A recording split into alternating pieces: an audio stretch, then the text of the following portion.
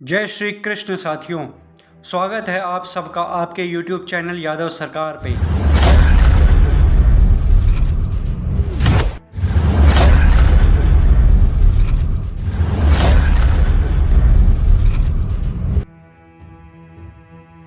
आज हम बात करेंगे भारत की आज़ादी में अहीरों के योगदान के बारे में। तोपों से तलवार भिड़ी वो दौर सुनाता हूँ, रणबांकू शेरों का शौर्य का इतिहास सुनाता हूँ। हम में से ये बात बहुत कम लोग जानते हैं कि अंग्रेज़ों के विरुद्ध आज़ादी का बिगुल 1857 की क्रांति से 100 वर्ष पहले ही तमिलनाडु में बज गया था। हम बात कर रहे हैं भारत के प्रथम स्वतंत्रता सेनानी तमिलनाडु के कोने राजवंश के राजा अलगुमुत्तु कोने यादव जी की, जिन्होंने अंग्रेज़ों के विरुद्ध 1757 में विद्रोह किया था और लगातार 2 साल तक संघर्ष किया। धोखे से अंग्रेज़ों ने राजा वीरन अलगुमुत्तु कोने और उनके 7 मंत्री और 285 सैनिकों को बंदी बना लिया और उनके मंत्री और सैनिकों का सर कलम करवा दिया। 1759 को तमिलनाडु के आम जनता के सामने अंग्रेज़ों ने राजा अलगुमुत्तु कोने को तोप से बांधकर उड़ा दिया था। सन 1799 में तमिलनाडु के यादव वीर सड्डाकुट्टी कोन्नार यादव ने युद्ध में अंग्रेज़ों के खिलाफ राजा वीर पंड्या के सेना का नेतृत्व किया था। इसी युद्ध के दौरान अंग्रेज़ों ने सड्डाकुट्टी कोन्नार के सर में गोली मार दी थी और वो वीर गति को प्राप्त हुए थे। 10 मई 1857 को रेवाड़ी हरियाणा के राव गोपाल देव ने अकेले 30 अंग्रेज़ों का सर धड़ से अलग कर युद्ध घोष का ऐलान किया। रेवाड़ी के राव रामलाल यादव ने दिल्ली पर यादवों के साथ मिलकर अंग्रेज़ों के खिलाफ चढ़ाई कर दी थी। 16 नवंबर 1857 को रेवाड़ी के महाराजा राव तुलाराम सिंह बहादुर और उनकी 5000 अहीर रणबांकुरे सेना का सामना नसीबपुर के मैदान में 25,000 की अंग्रेजी सेना से हुआ। यह आक्रमण बड़ा भयंकर था। अंग्रेजी सेना के छक्के छूट गए। उनके कमांडर जेरार्ड सहित उनके कई अफसर मारे गए। राव तुलाराम, राव गोपाल देव, राव रामलाल, प्राणसुख यादव, राव किशन गोपाल और 5000 रणबांकुरे अहीर फौज बड़ी वीरता से लड़ी। अंत में मुल्क के गद्दारों के कारण नसीबपुर का जीता हुआ युद्ध भी राव साहब हार गए, पर जिगरे में फौलाद अभी बाकी था। बीकानेर के राजा की मदद से राव साहब ने रूस का रुख किया। अंग्रेज़ों के खिलाफ सहायता लेने के लिए रूस व अफ़गानिस्तान गए। रूस में जब वह अंग्रेज़ों के खिलाफ सेना लेकर कई शहरों से होते हुए वे काबुल पहुँचे, वहाँ फैली बीमारी से ग्रस्त हो गए और आज़ाद कराने की तड़फ लिए 23 सितंबर 1863 को काबुल में स्वर्ग सिधार गए तथा वहाँ उनकी शाही सम्मान के साथ दाह संस्कार किया गया। जब 25 जून 1857 को दानापुर रेजिमेंट में रणजीत सिंह अहीर ने अपने अहीर सैनिकों के साथ अंग्रेज अफसर का सर धड़ से अलग कर 1857 की चिंगारी बिहार में फूंकी, उसके बाद बुजुर्ग राजपूत बाबू कुंवर सिंह सेना में जा मिले। कुंवर सिंह ने रंजीत यादव को अपना सेनापति बनाया।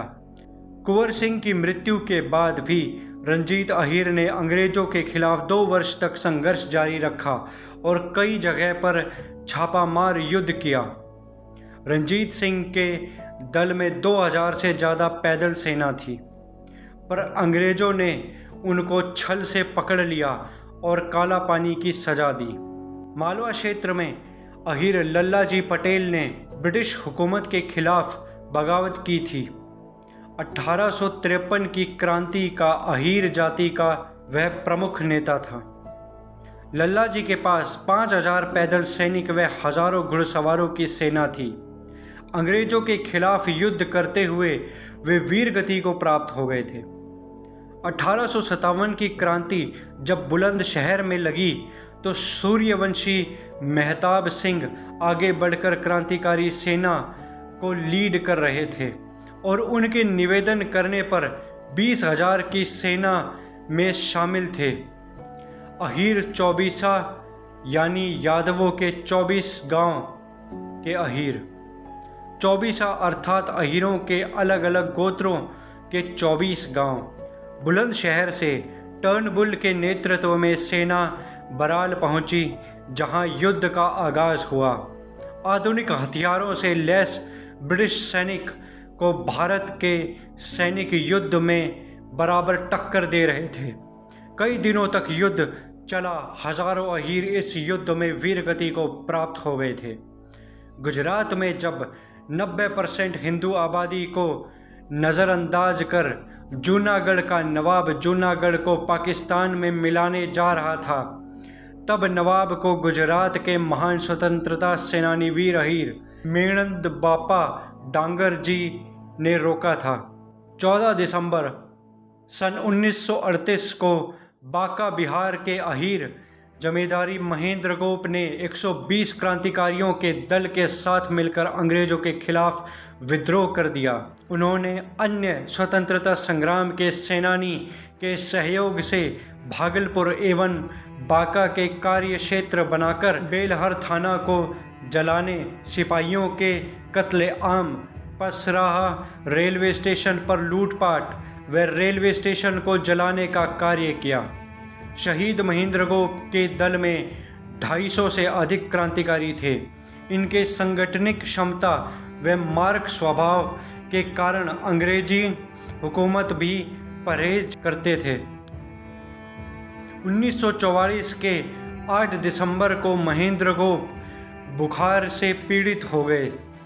वे अपना इलाज सुइया के जंगल से प्राकृतिक उपचार से करवाए जाने के दौरान मुखबिर की सूचना पर पुलिस ने महेंद्र गोप बीमारी की हालत में उनके दर्जनों साथियों के साथ गिरफ्तार कर लिए गए और सभी को बंदी बनाकर भागलपुर लाया गया, जहां 13 दिसंबर 1945 को उन्हें सेंट्रल जेल भागलपुर में फांसी दे दी गई। महेंद्र गोप का जन्म 15 अगस्त 1912 को हुआ था। 15 अगस्त 1947 को देश आज़ाद भी हुआ।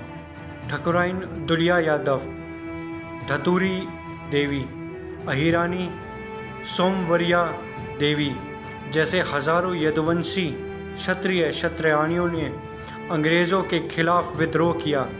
इतिहास गवाह है, अंग्रेज़ों ने गद्दारों को रेजिमेंट बनाकर दी और अहीरों ने अंग्रेज़ों की नाक में दम कर दिया था।